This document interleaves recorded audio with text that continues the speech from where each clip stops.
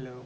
So this is a revision for surface chemistry, and in this module I'm not taking the previous year questions because if you have not already studied the chapter you won't be able to understand this. I have combined some definitions to the previous year questions, so I'll take up those.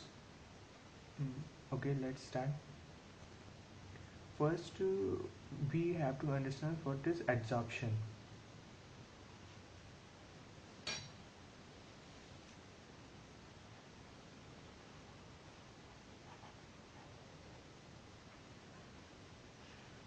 See, surface of a solid, we have solid in our daily life. That solid has a tendency to attract some particles. So when a solid substance attracts some particles on its surface,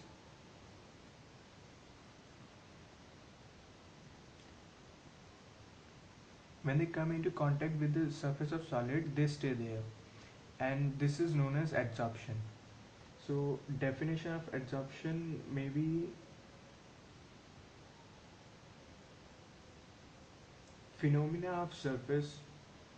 This phenomena of surface is termed as adsorption, and the material upon which this substance is adsorbed is known as adsorbent,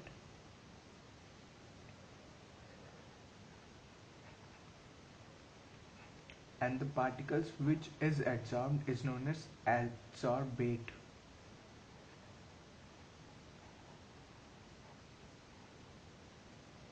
So this was adsorption, and don't confuse it with the absorption. Absorption is another thing. Absorption, we have bulk phenomena. These particles do not attach to the surface. Instead, they go deep inside the surface. And when the particles do not attach on surface but go deep inside, this phenomena is known as absorption.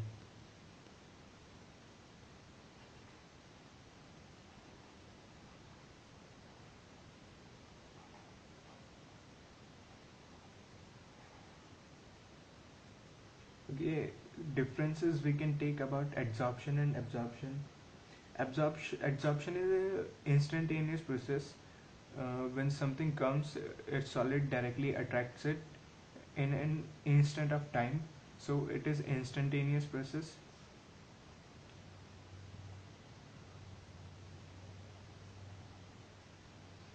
And it is not instantaneous process.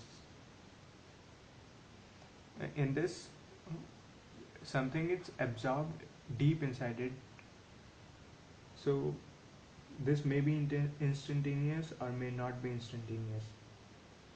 So another point to consider is equilibrium is easily attained in adsorption.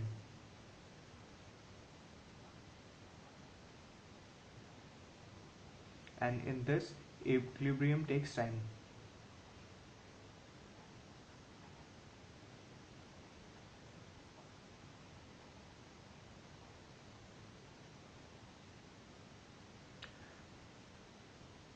Okay, so this was example we can take. Adsorption.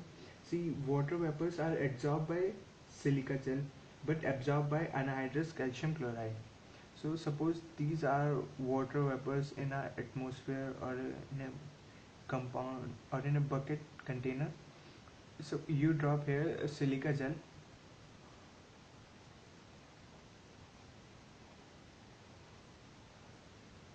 These moisture water vapors will be adsorbed to this, and this will come on the surface.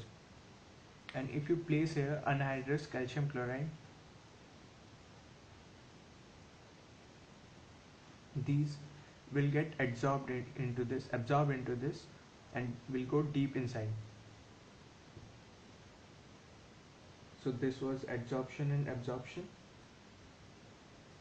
Next question we take is, we have adsorption of two types of adsorption, that are physisorption and chemisorption.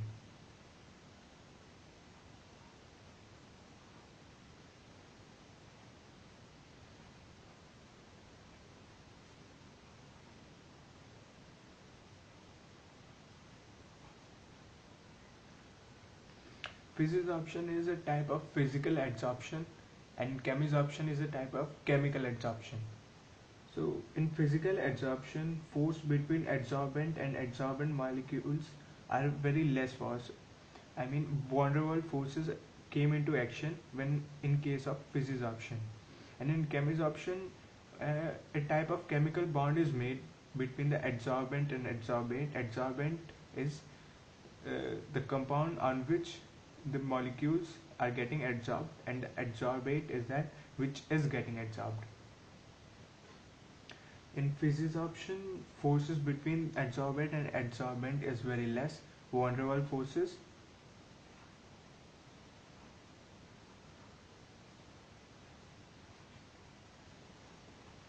and chemical bond is there, so some chemical forces may be there. Chemical bond type, so any force will be there. Chemical force, metallic bond और covalent bond भी हो सकता है.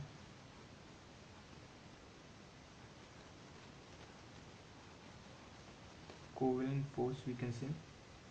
Another thing to be noted is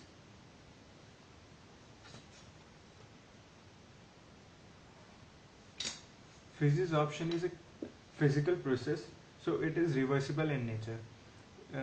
Suppose this is our adsorbent and this is our adsorbate. Adsorbate has adsorbed on adsorbent, so if it is physisorption, it can be easily removed from here. It can be easily removed from here. That means it is reversible in nature.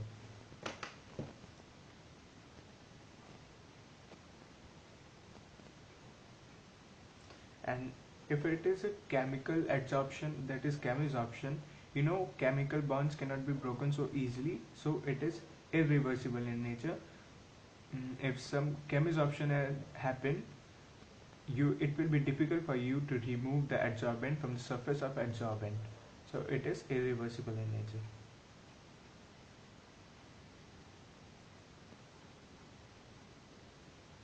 Here we have low enthalpy of adsorption, and we have here high value of and high enthalpy of adsorption.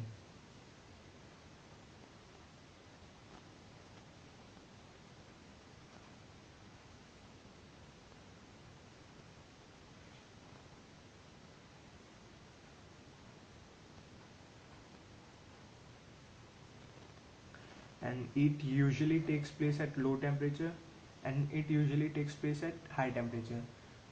Actually, there is nothing to take with the temperature in case of adsorption, but in chemisorption, we need to supply some activation energy so that a chemical reaction may start. To start this chemical reaction, we say that we have to give high temperature for a chemisorption to take place. So we can write as high temperature and low temperature. It forms a multimolecular layer and it forms a unimolecular layer. If physisorption has happened, one layer of adsorbent has adsorbed on the surface, then another layer can also be adsorbed after some time. But in chemisorption, no other layer will be adsorbed, so it is multimolecular.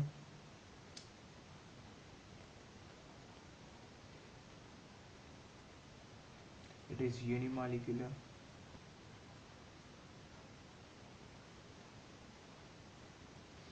It's an instantaneous process. I've already told you what is instantaneous. And you know that chemical reaction is a very slow process. Usually chemical reaction is a very slow, so it is also very slow process. It may be slow or it may be instantaneous. It may be rapid or slow. So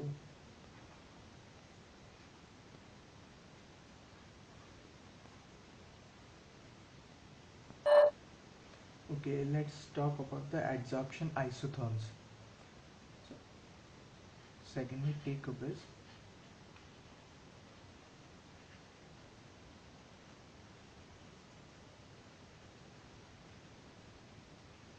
adsorption isotherms. it can also be stated as this question: effect of pressure on the gas on adsorption. I mean, what will be the effect on adsorption? What will be the effect of pressure on adsorption of gases? When this is a solid surface and this is a gas particle, these are getting adsorbed onto this surface. If we increase or decrease the pressure, what will be its effect? So usually the extent of adsorption generally increases with the increase in pressure of gases. The curve so obtained, you must know about x by m value. X by m is mass of compound adsorbed, mass of gas adsorbed divided by the mass of adsorbent. So this is mass of gas and this is mass of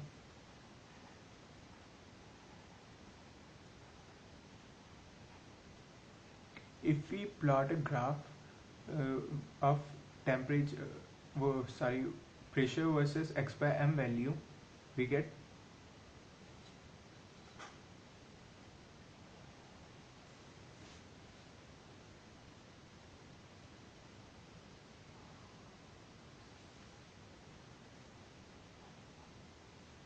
this is x by m value and this is pressure. We get a graph like this.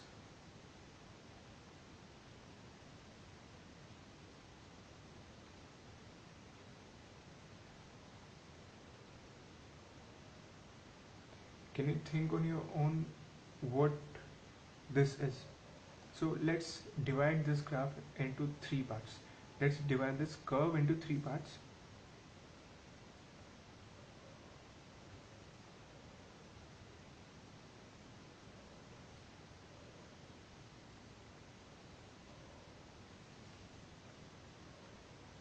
Here x by m is linearly proportional to pressure. Here this is the first part, this is B part and this is C part.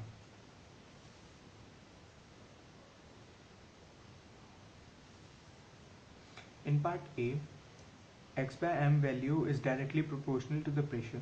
So A can be written as x by m equals Kp. X by m value is directly proportional to the pressure applied, whereas K is a constant. In B value,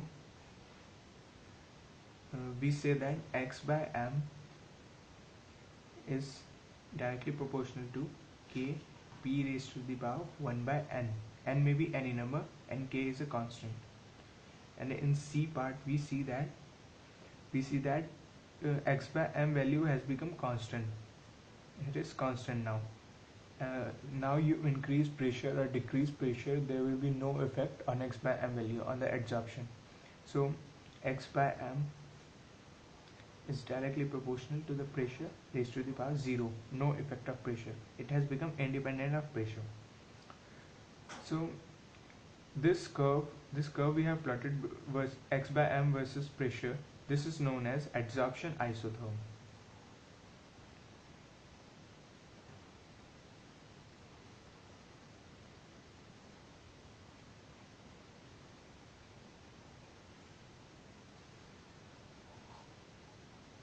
This curve is known as adsorption isotherm.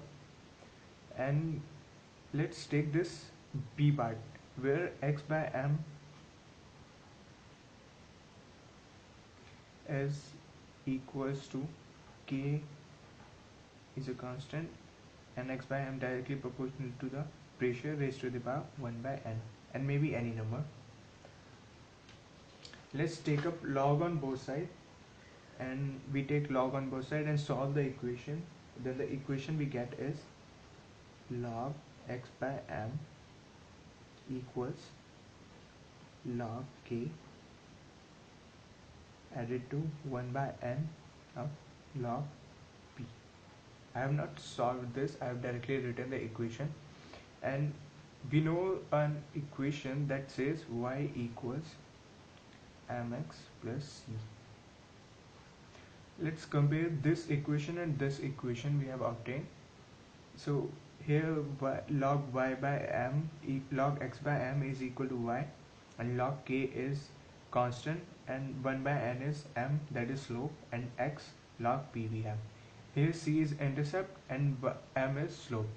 So the curve that is made by this equation is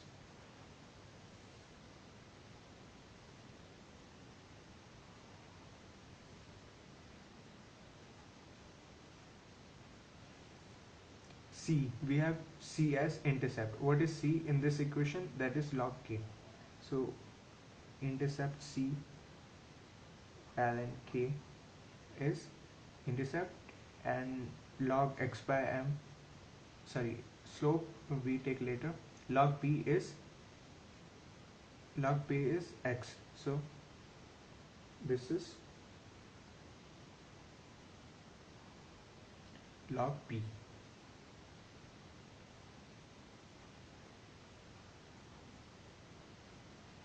From here to here, it is log p, and this is x by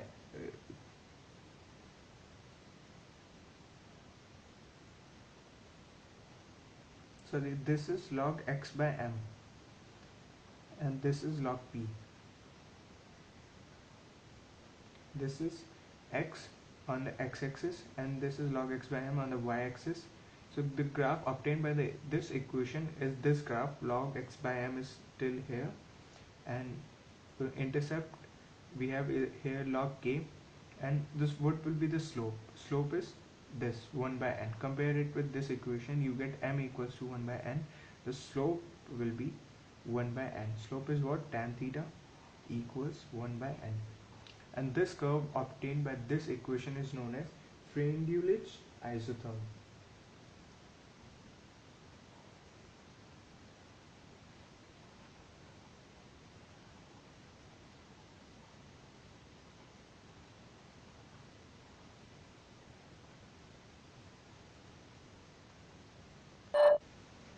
Okay, now take up the effect of temperature on adsorption.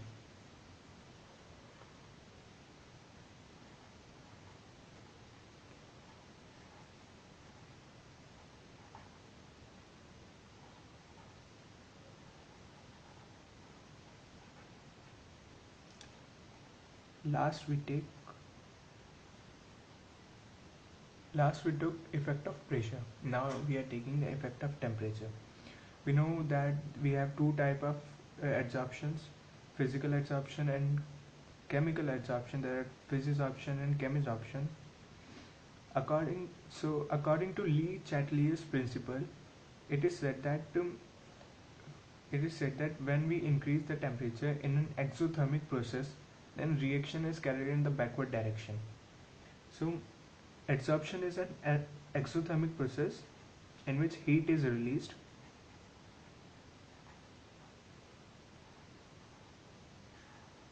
Exothermic, in which heat is released. So according to Le Chatelier's principle, in exothermic process, whenever there is an increase in temperature, reaction is carried in the backward direction. So in case of physisorption,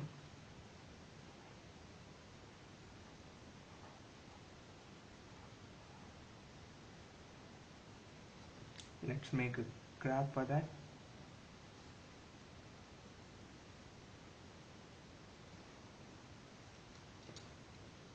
This is x by m value. I have already told you what is x by m, and this is temperature. When we make a graph between x by m and temperature, we get a graph like this.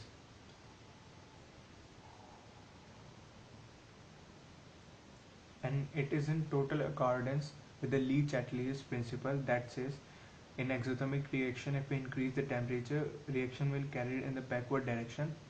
Reaction is carrying in the backward direction. It is inversely proportional to temperature x by m, and in the backward direction we can say that it's desorption.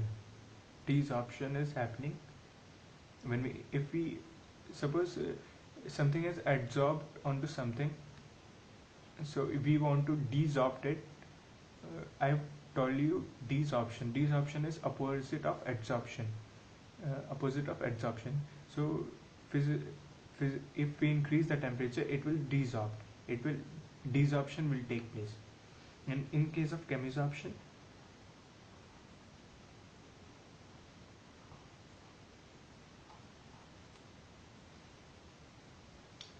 if we plot a graph,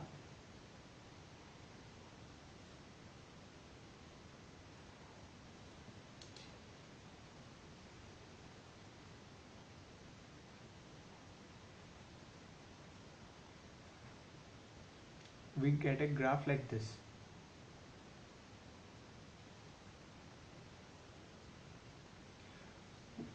So it is, you will say that it is not according to the Le-Chatelier's principle. Why?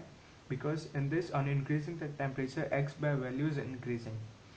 So I told you before that chemisorption is a type of chemical process. So in chemical process, some activation energy is also required.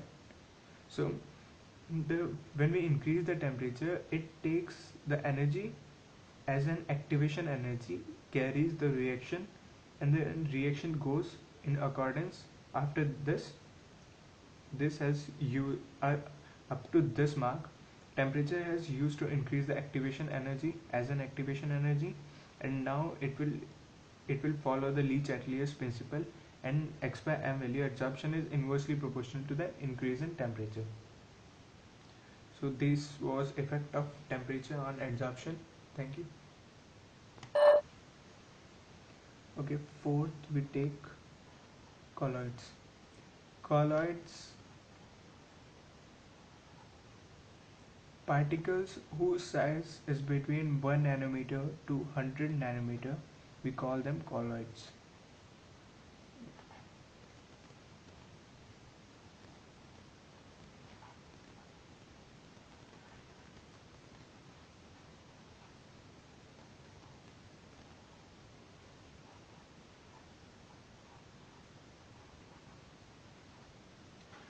Colloids, then we have lyophilic and lyophobic colloids, and for this you must know what is dispersion medium and dispersed phase. Dispersed phase is another name for solutes, and dispersion medium is another name for solvent.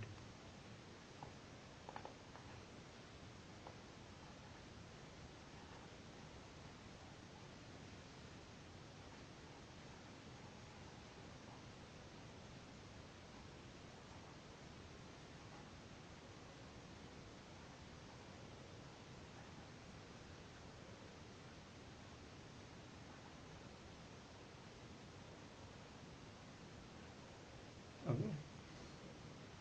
Then we come lyophilic and lyophobic salts.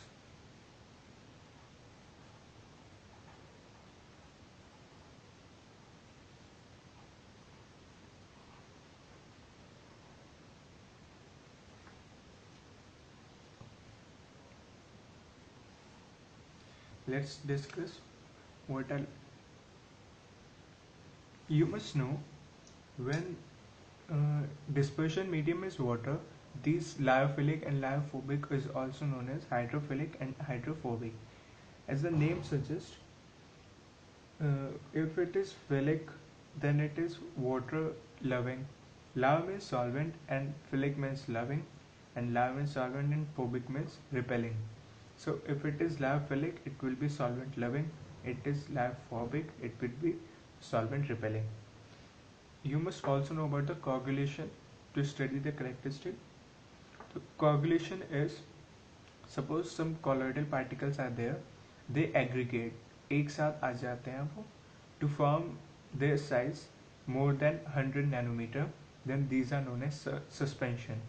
And the process of aggregation is known as coagulation or flocculation.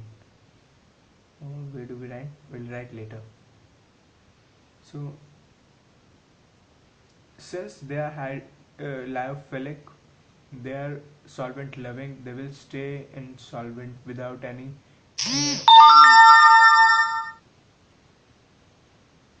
they will stay in solvent without any disturbance, so they are stable and they are unstable because they are water repelling. They try to escape from solvent, so they are unstable if they are in solvent. Due to stability, they cannot be easily coagulated. Coagulated, I told you, they cannot be easily aggregated to form their size more than 100 nanometer. So they cannot be easily coagulated.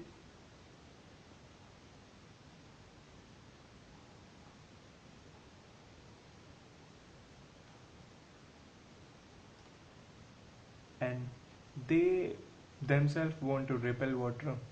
They themselves want to repel solvent. So they will come to each other. साथ में आ जाएंगे और कुछ योजना बनाएंगे कि कैसे बाहर निकले. तो साथ में आएंगे. Suppose you have gone in a country other than India, so we'll try to find people of India. You don't like that country, you will try to find people from India. So all the people from India in that country will come and aggregate together. But in India, you will try to disperse because you like this country. So they can be easily calculated. They come towards each other and make their size more than 100 nanometers. Size of suspensions, we say that.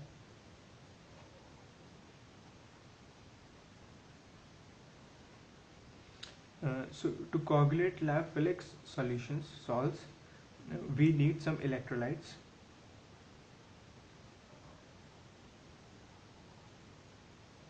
In more quantity.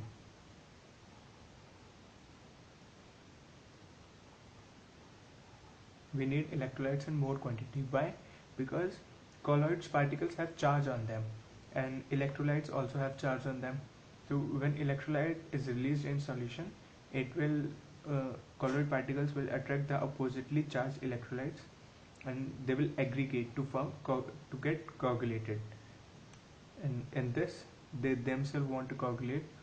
When an electrolyte is added,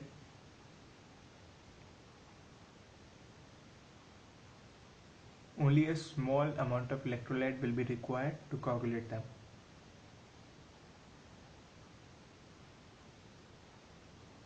Small amount of electrolyte is required. They are reversible. Reversible salts, that means if coagulation has taken place, it will get back to the colloidal state. And they are irreversible.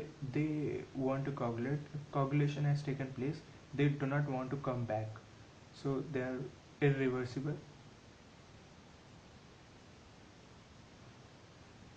They are reversible.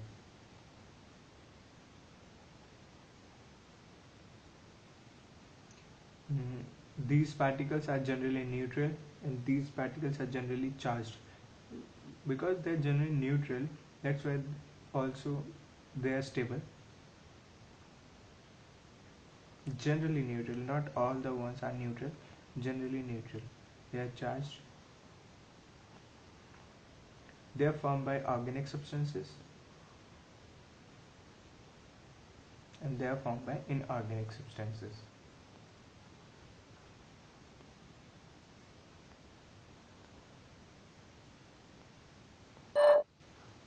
Let's take up another point. I have already told you colloids. We have different type of colloids: macromolecular and multimolecular colloids, and Michels.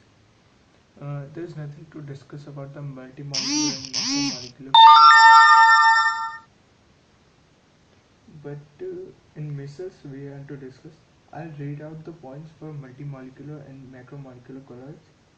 The particles have less than 1 nanometer size. They are multimolecular, and the particles of macromolecular colloids are larger molecules of colloidal dimension. Okay, nearly 100 nanometers. Macromoleculars and nearly 1 nanometers multimoleculars. Then, let's write that. colloids we have three types.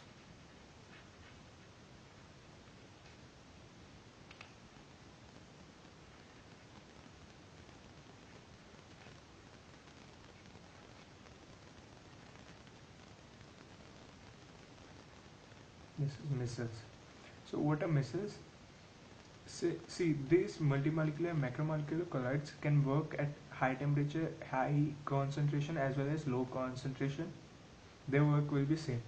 But micelles at low temperature, in micelles at low temperature, the colloidal particles acts as electrolytes, but at high temperature they act as micelles. In micelles, aggregate particles formed by the normal electrolytes when taken in high concentration is known as micelles. So like soap is a micelle. If we take the low concentration of soaps at low concentration behaves as electrolyte, but at high concentration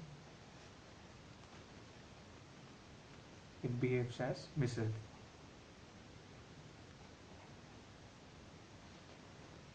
Okay, so let's take up this example. Soap is RCOO and A, and if we disassociated COO negative added to Na positive. So at high concentration of soap, this RCO negative part forms an aggregate. Uh, we have hydrophilic and hydrophobic part. COO negative, for RCO negative, this is hydrophilic part and this is hydrophobic part. Hydrophilic and this is hydrophobic. Okay.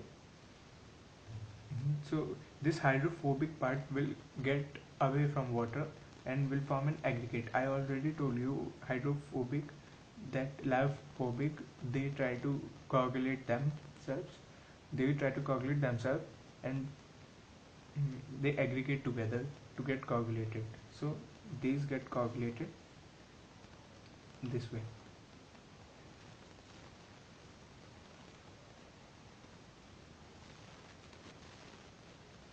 This is hydrophilic part,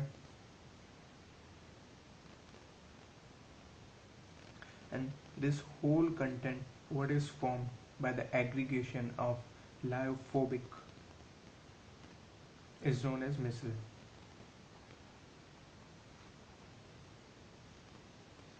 And one more thing about this, formation, I told you formation of micelles requires some particular temperature, particular concentration and particular temperature also, after which colloidal acts as micelles. So that minimum concentration after which colloids acts as micelles is known as minimum concentration, critical micellization concentration, that is known as CMC.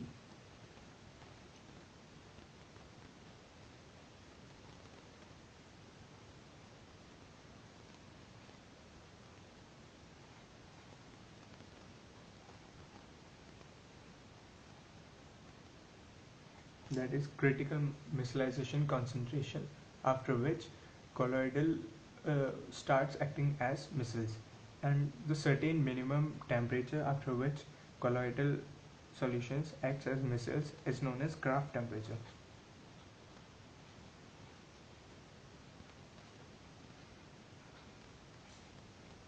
So this was about micelles. Next, we'll talk about Bradyk's arc method. So Bradyk's arc method, what this method is used for? This method is used for the preparation of metal salts. What metal salts can be made? Many like Ag, or AU, gold and silver or platinum salts can be made by this method. What is done is this method is an arc of two metal rods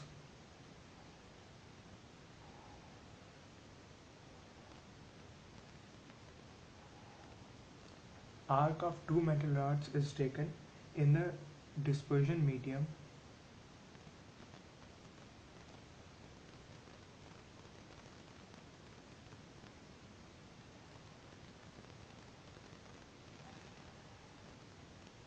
this is attached. Okay, in the dispersion medium, what are these metal rods of particular metal, Ag, Au and platinum, of particular metal whose salt we have to make. uh, we have to take metal rods of the metal whose salt we have to make, and the electricity we have to supply is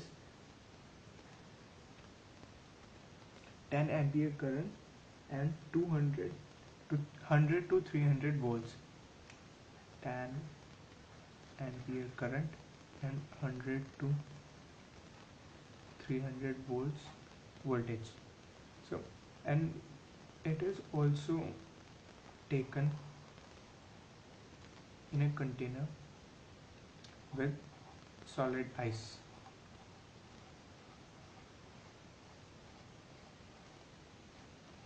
To get it cooled continuously, simultaneously.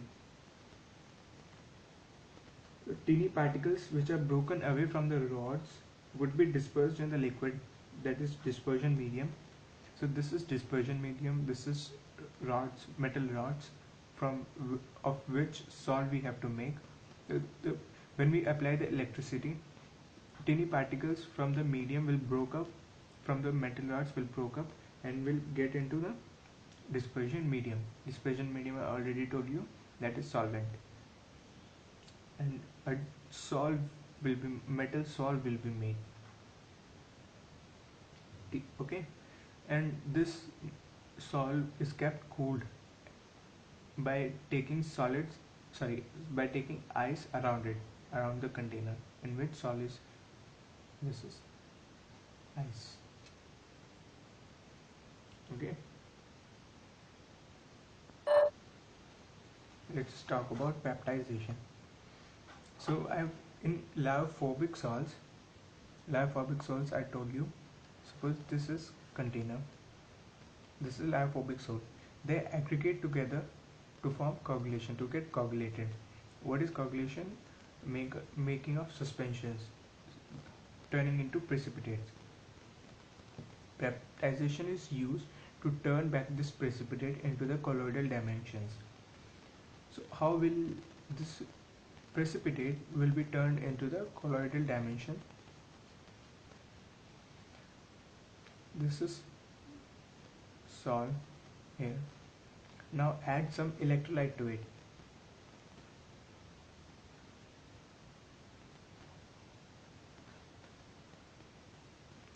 We have added some electrolyte to it.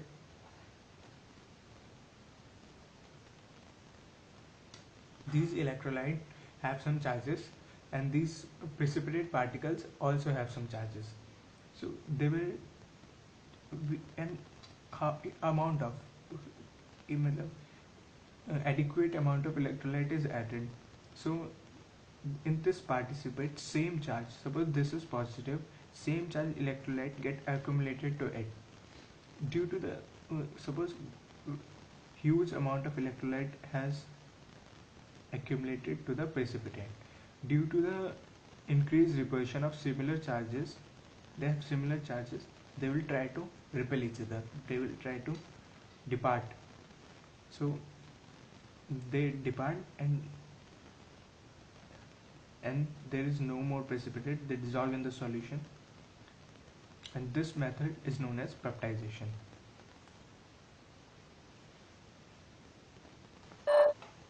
Dialysis. Before starting this, we must know that colloidal particles cannot pass through the parchment paper. So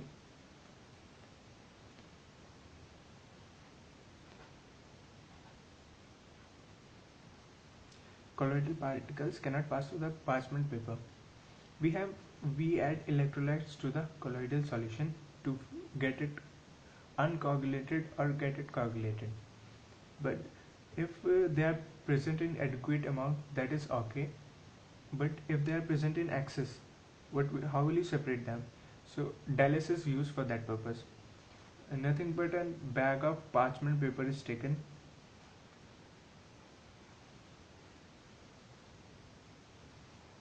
This is parchment bag, and this is hanged and in a container.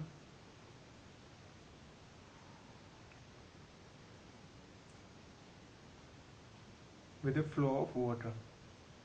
There is a flow of water, continuous flow of water. So this is containing salt or impure salt. They have colloids and electrolytes. Colloidal particles and electrolytes in it. With a stream of water, electrolytes will pass through. Electrolytes will pass through the parchment paper, but the colloidal particles will not be able to pass. So electrolytes will get separated out by the parchment paper, and they will get dissolved in this water. And there will be no electrolytes or very less electrolytes in this bag. This process is known as dialysis. And when we apply some electricity to this is known as electrodialysis.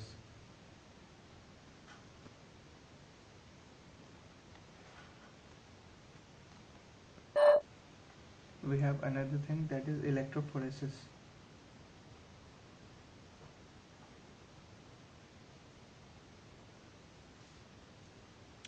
Let's take a U-tube, not this tube, but a U-tube, this one, and this is colloid particles here. Apply some. This is positive anode, this is negative positive.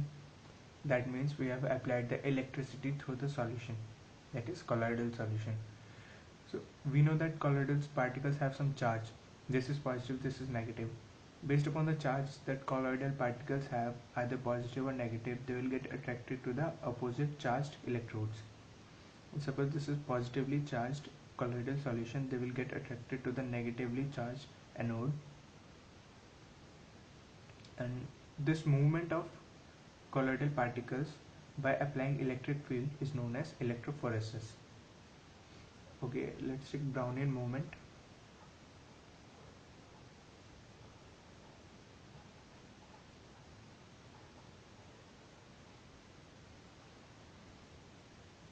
When the colloidal particles are observed under the ultra microscope, the particles are seen to be in a constant motion in the zigzag path.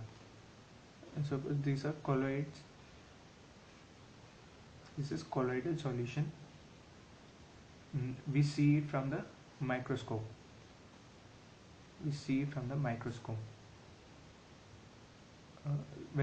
from the microscope, we see that zigzag motion of these particles is going on. This zigzag motion of dispersed phase, that is solute particles, is known as Brownian motion. And why this motion happens? So it may be due to the unequal bombardment of the colloidal particles by the particle of dispersion medium. This is dispersion medium and the colloidal particles combine together. They bombard together, they collide together and give rise to this Brownian movement. What is the importance of this Brownian movement? This Brownian movement was used to determine the Avogadro's number. Avogadro number, the number of particles in 1 mole solution or so.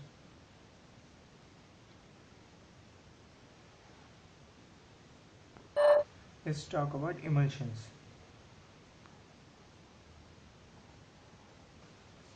What are emulsions? We have studied the colloidal solutions. They have solute particles in solvent that is dispersed phase and dispersion medium, but one is solid and other is liquid.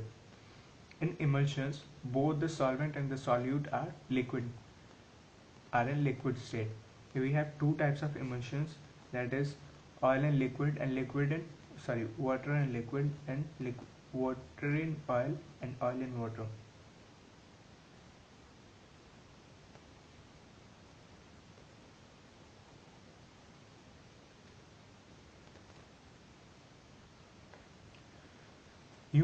You must know that oil in water cannot be mixed, and water in oil can also not be mixed. So when we mix them, that what is formed is known as emulsion, and the process of mixing them is known as emulsification. And the solution so obtained is the process.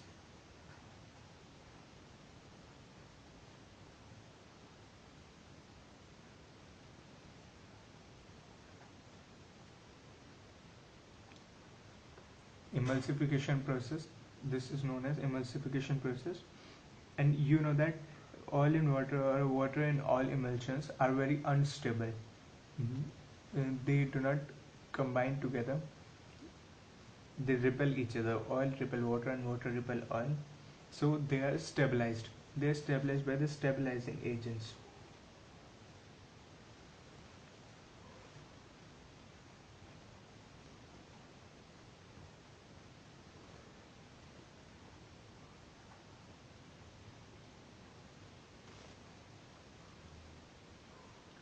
What are stabilizing agents known as? They are known as emulsifiers.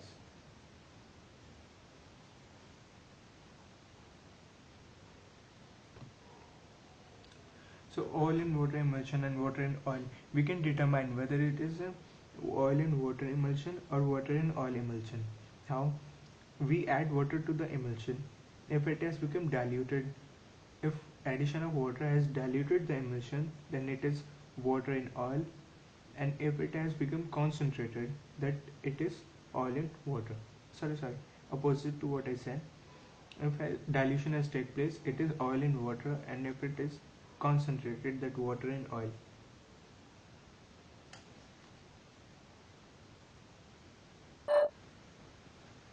We have demulsification.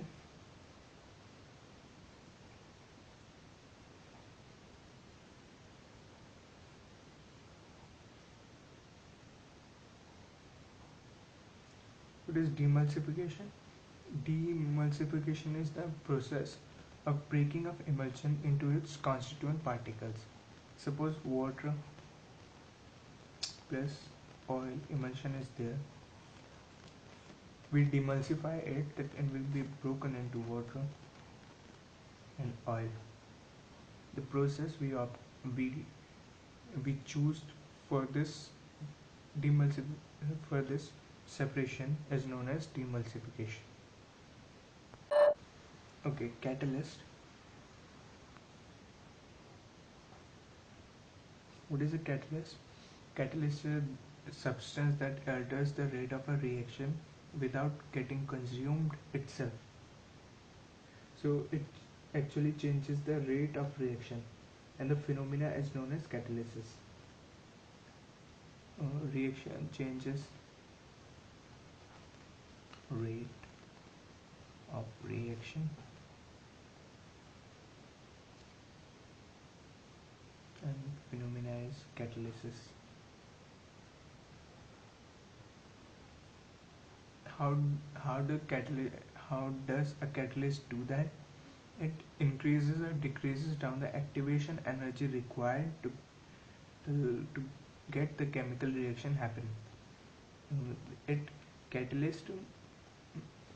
Suppose this is catalyst. It absorbs substance. It absorbs some substance on its surface. So it may increase the reaction rate of reaction. It may decrease the rate of reaction. But the phenomena happening in the catalysis is adsorption. It is due to adsorption only.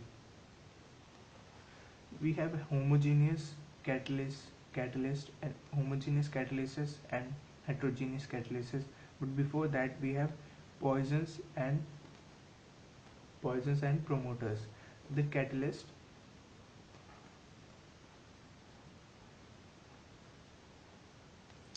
catalyst which increases the rate are promoters, and catalyst which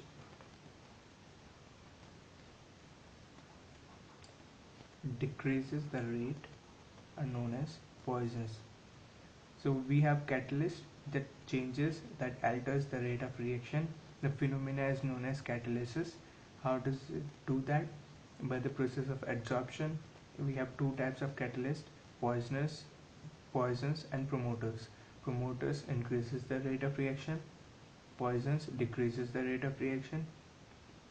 Then catalysis of two types: homogeneous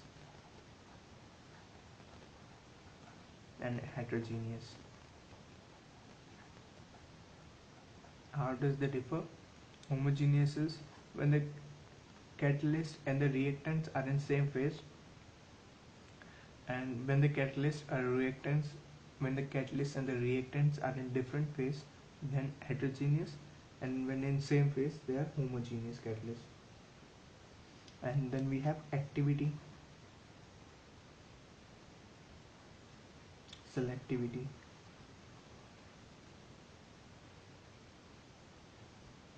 So what is activity and selectivity? So catalyst has the ability to accelerate a chemical reaction. This ability of catalyst is known as activity. How uh, we can know how by the activity can know by its activity how good a catalyst is. Like reaction of hydrogen and platinum catalyst in the reaction of hydrogen and oxygen increases the rate up to 10 raised to the power 10%, 10 times. So we get to know how good is a catalyst by its activity. And selectivity we have, suppose this is a reaction A plus B. We use catalyst C, we can use catalyst D. C will give us E and D will give us F. So they are giving different products with different catalysts but the same reactants. This is known as selectivity of catalyst. We have shape selective catalyst.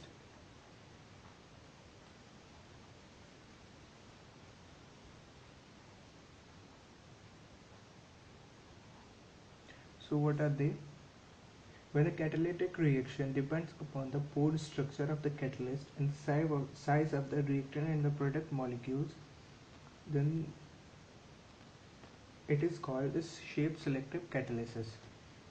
This is catalyst and these have pores on its body, and the reaction that is going to happen depends on the pores structure of the catalyst and the size of the reactant molecules. Then the catalysis is known as shape selective catalysis. In the same way as catalysts, we have enzymes. They are biological catalysts.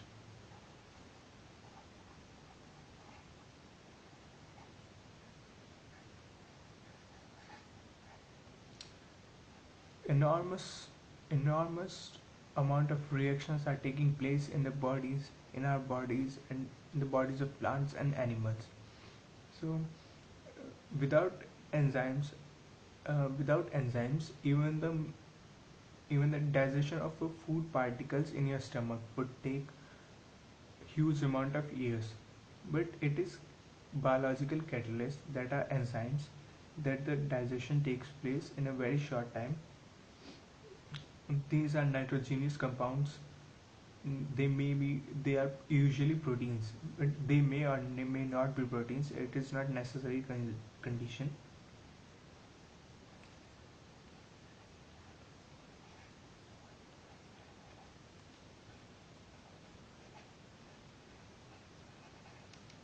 Compounds, they are actually usually proteins. When they are not proteins, they are known as prosthetic group.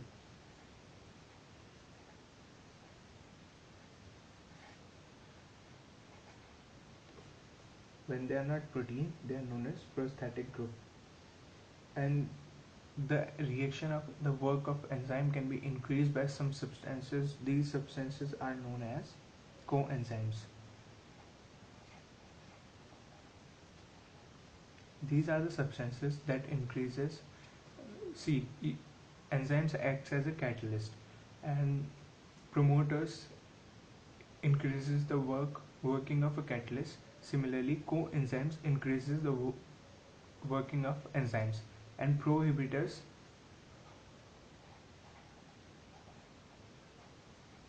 decreases the working of enzymes. It increases and it decreases, and they are highly specific and efficient in nature, and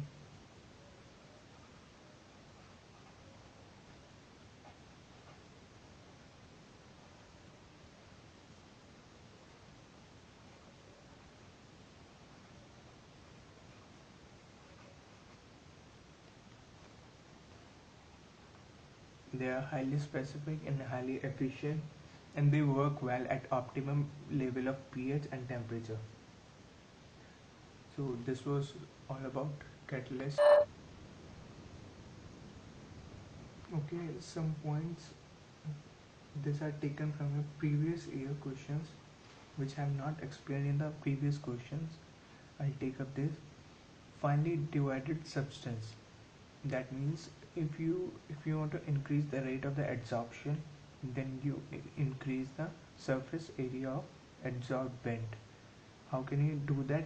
You cut it into the small pieces, that is finely divided substance. You change an adsorbent into the finely divided substance, it will increase the area, which will increase the adsorption rate.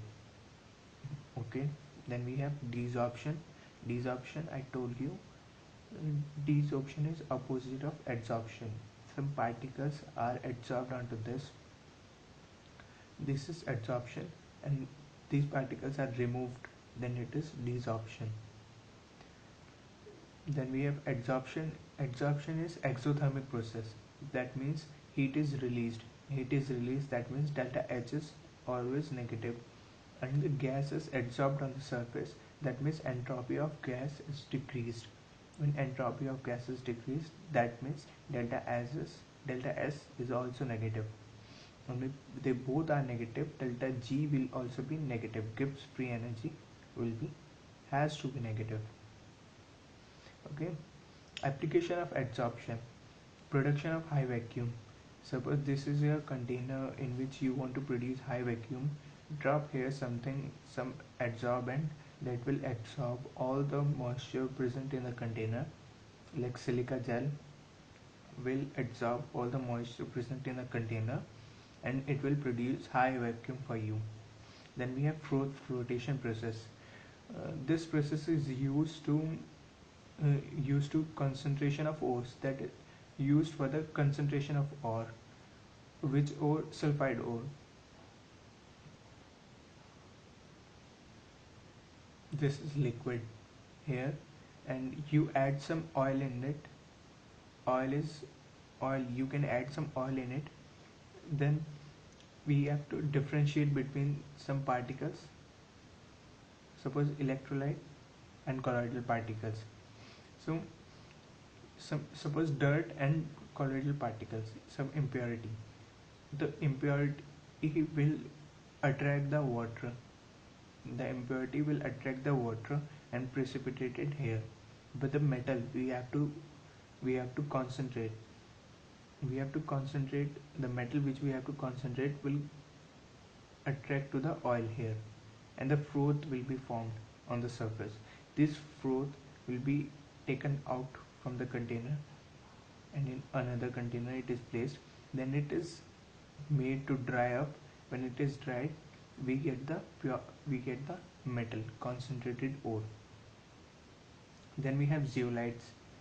What is zeolites? They are catalysts. They are shape selective catalysts. I told you about shape selective catalysts. Why they are shape selective catalysts? Because the rate of reaction depends on the pore structure of zeolites. Okay. Then we have Tyndall effect. What is Tyndall effect? Tyndall effect is, suppose here I will explain. This is light source. This is light source, and this is colloidal solution. This is microscope here. You are seeing it with the help of microscope. This is tiny microscope here. You are seeing it with the help of microscope. When the light ray falls in colloidal solution,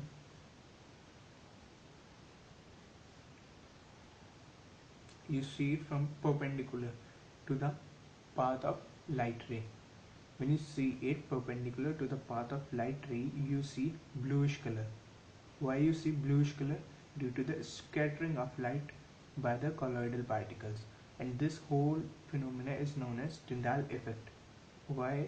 Because colloidal particles scatter light in all the directions. Okay, Tyndall effect. Then we have sorption. When adsorption and desorption both take place at the same time, then we say sorption is taking place. Adsorption and desorption at the same time. We have aerosol. Aerosol is mixture of air and liquid, or we have mixture of air and liquid or solid. Then we have a hydrosol, that is mixture of water or solid, water or liquid. Then artificial rain. Artificial rain, how can you produce artificial rain? These are clouds. You come by an aeroplane and drop some NaCl particles, that are salt particles, onto the clouds. The colloidal particles in the clouds will get neutralized and form the coagulation of water drops. Water drops will be formed and artificial rain will happen. So here we complete our surface chemistry chapter. I have discussed all the previous year questions, all the theories, everything with you.